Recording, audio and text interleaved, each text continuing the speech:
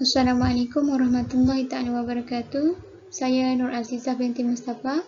Hari ini kita akan membincangkan soalan di bawah tajuk struktur dan kandungan atmosfera. Mengapakah penurunan suhu berlaku apabila ketinggian bertambah di lapisan troposfera? Yang pertama, ketumpatan udara.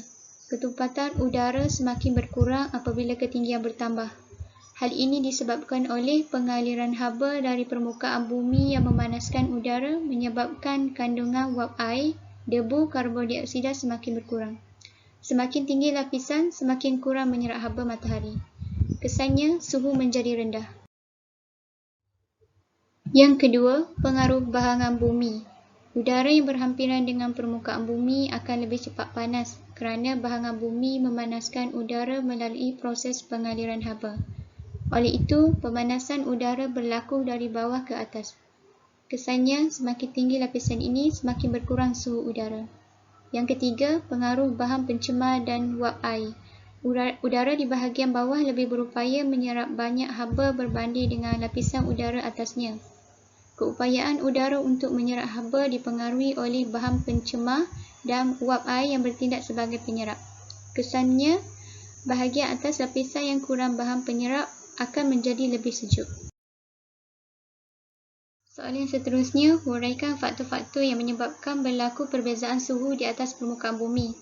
Faktor yang pertama, perbezaan latitude. Perbezaan latitude iaitu latitude rendah lebih dekat dengan matahari berbanding latitude tinggi. Latitude rendah menerima banyak bahangan menyebabkan suhu lebih panas. Kesannya, wujud perbezaan suhu pada latitude yang berbeza. Faktor yang kedua, perbezaan litupan awan.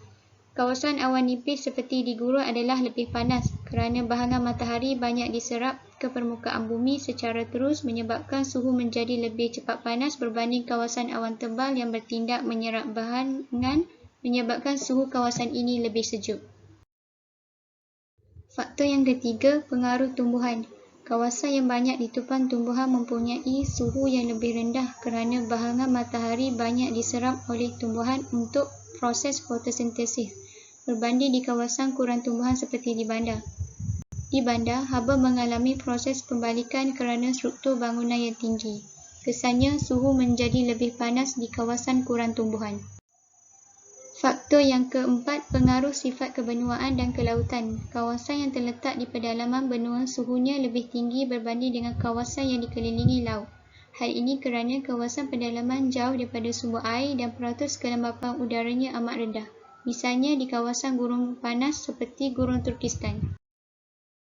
Faktor yang kelima, pengaruh arus lautan. Pergerakan arus laut panas dapat menaikkan suhu dan arus yang sejuk akan menurunkan suhu. Contohnya semasa tempoh El Nino, arus lautan menjadi panas menyebabkan suhu di daratan meningkat. Hal ini kerana arus panas akan meningkatkan suhu laut, mengurangkan peratus kelembapan udara dan udara menjadi kering. Faktor yang keenam, perbezaan warna permukaan bumi. Nilai albedo permukaan bumi adalah berbeza-beza. Albedo merujuk kepada peratus balikan bahangan matahari oleh sesuatu permukaan.